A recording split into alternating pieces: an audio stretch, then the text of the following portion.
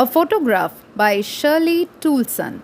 The cardboard shows me how it was when the two girl cousins went paddling, each one holding one of my mother's hands, and she, the big girl, some 12 years or so.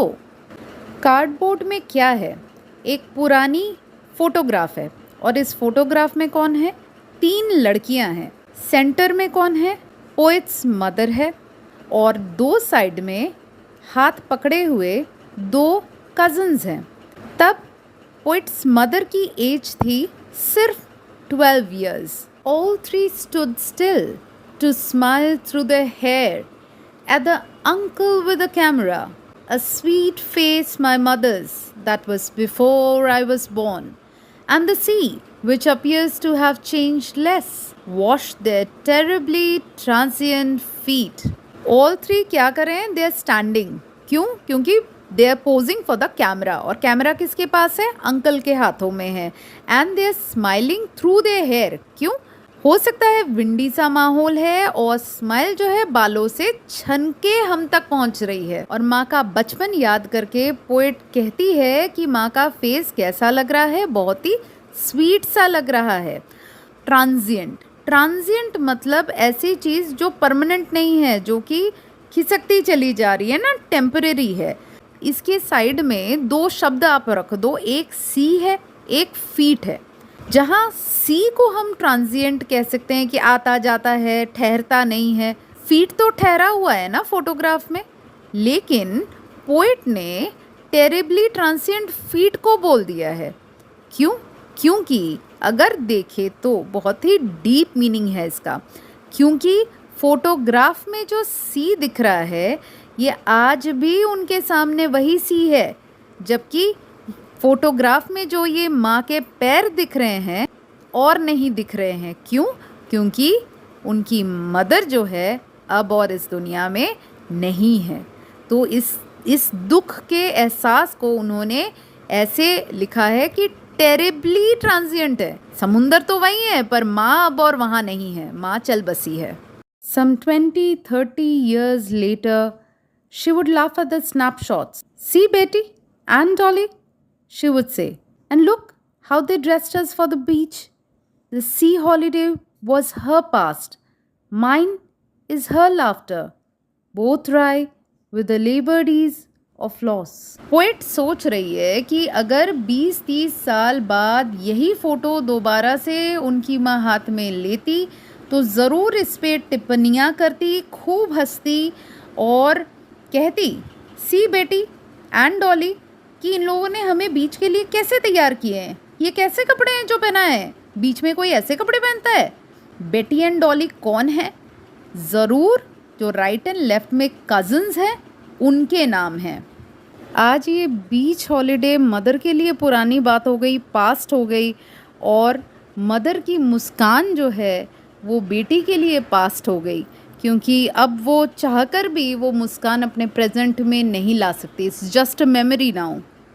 तो दोनों का ही feeling है राई, WRY, मतलब एक बहुत ही disturbed and disgusted सी फीलिंग आ रही है अंदर से। इससे जुड़ा हुआ है अगला line, laboured ease of loss. Laboured मतलब पेनफुल, जैसे लेबर पेन है, पेनफुल है, दर्दनाक है। क्या दर्दनाक है?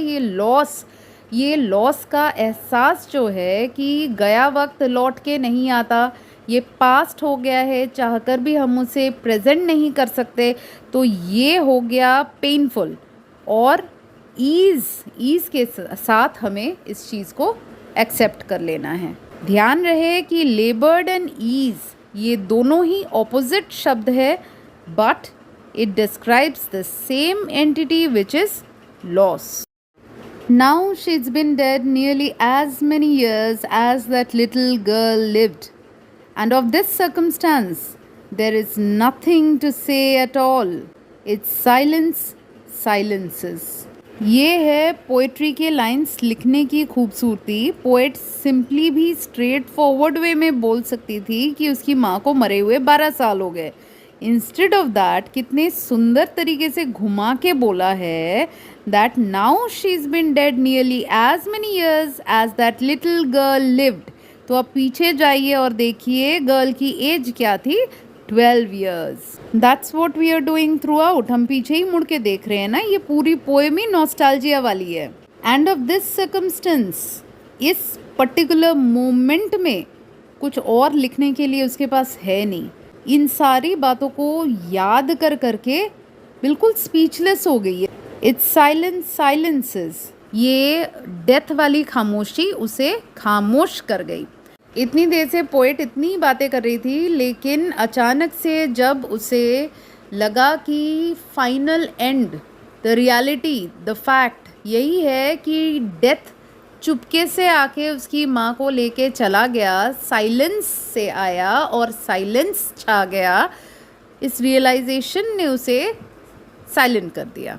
बाहर की खामोशी, अंदर की खामोशी, सब मिला के सब खामोश हो गए. पोएटिक डिवाइसेस देख लेते हैं. Allusion. Allusion refers to an incidental mention of something either directly or by implication. यहाँ एग्जाम्पल क्या है, कार्डबोर्ड. कार्डबोर्ड क्या रेफर कर रही है, फोटोग्राफ को. अगला है alliteration. Alliteration is the repetition of the initial letter, generally a consonant of several words marking the stress syllable in a line of poem. Example क्या है, stood still to smile.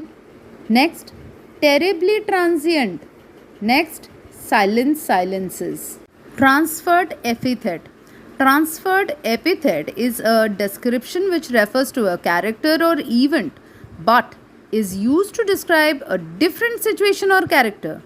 यहाँ पे हमें कहाँ देखने को मिल रहा है, transient feet is the example. It refers to the human feet but it is use to describe the lack of permanence of human life.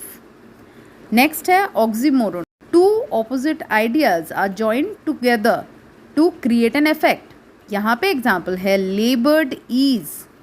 लेबर्ड मतलब ग्रेट डिफिकल्टी के साथ और ईज मतलब कंफर्टेबली, लेकिन यहाँ पे दोनों को जॉइन कर दिया गया है, क्लब्ड टुगेदर कर दिया है. नेक्स्ट है पर्सोनिफिकेशन. पर्सोनिफिकेशन मतलब किसी भी चीज़ को हम ह्यूमन क्वालिटी दे रहे हैं और यहाँ पे हमने ह्यूमन क्वालिटी दिया है, पर्सनिफाई किया है साइलेंस को. 3 स्टैंजास डिपिक्ट 3 डिफरेंट फेजेस. क्या क्या?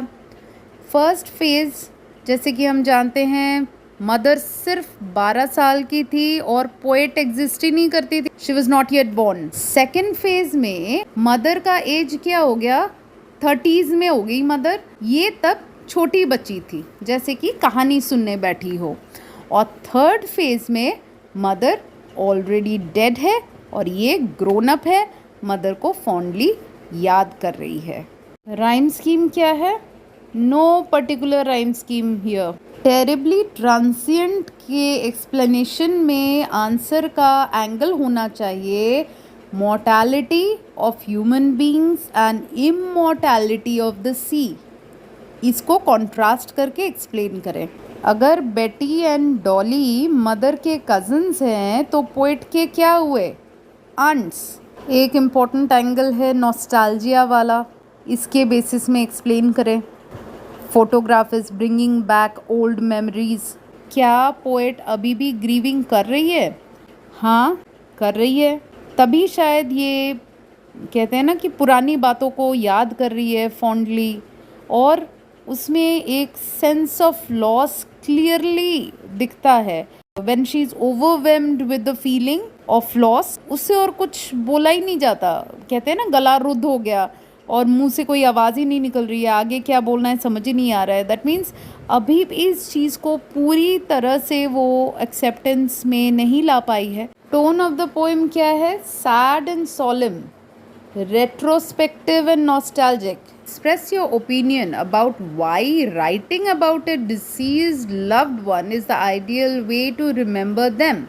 अपने एंसेस्टर्स को याद करने के तरीके कुछ अलग हो सकते हैं, उन्हें अपनी यादों में ज़िंदा रखने के तरीके कुछ और हो सकते हैं. जैसे कि कोई स्टैचू बना देता है, कोई पेंटिंग कर देता है, जैसे हमने देखा हुआ है कि खुशवंत सिंह ने भी अपनी किताबों में अपने ग्रैंड मदर के डिस्क्रिप्शंस किए हुए हैं. तो हम ये कह सकते हैं कि लिखना जो है, कोई अपने कविता में उन्हें ज़िंदा रखता है, अपने अपनी पंक्तियों में उन्हें ज़िंदा रखता है, तो हमें लगता है कि word stand the passage of time, whereas sculptures, portraits जो है ये वक्त के मार को उतना नहीं झेल पाते. Hence words are the best way to pay tribute to the deceased. Happy moments are short-lived but provide lifetime memory. They provide a cushion to bear the difficulties which the future has in store for you. Life किसी की भी एक सी नहीं कटती है, उतार चढ़ाव सबके लाइफ में आते हैं.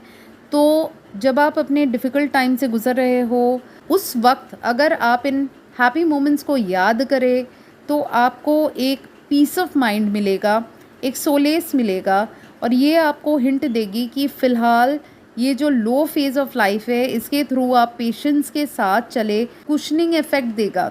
कल एक बेहतर दिन आएगा. Tomorrow will be a better day. This poem is all about the relationship of mother and daughter. तो हम समझते हैं कि एक बच्चे के जीवन में माँ की भूमिका क्या है. A mother's role in shaping the personality of a child. Human being है, we all make mistakes.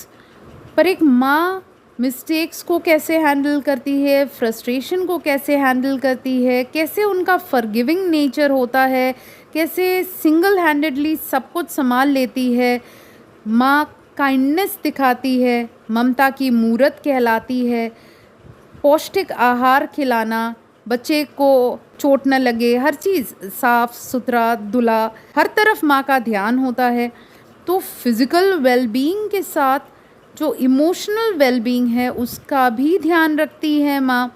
आपका माइंड एंड सोल दोनों का नरिशमेंट इसका ख्याल रखती है माँ. सबसे प्रथम टीचर होती है माँ. आप बाद में बाहर जाके पोथी पढ़ते हो, किताबें पढ़ते हो, पर सबसे पहले संस्कार आपको घर से ही मिलती है. माँ ही आपकी प्रथम गुरु है.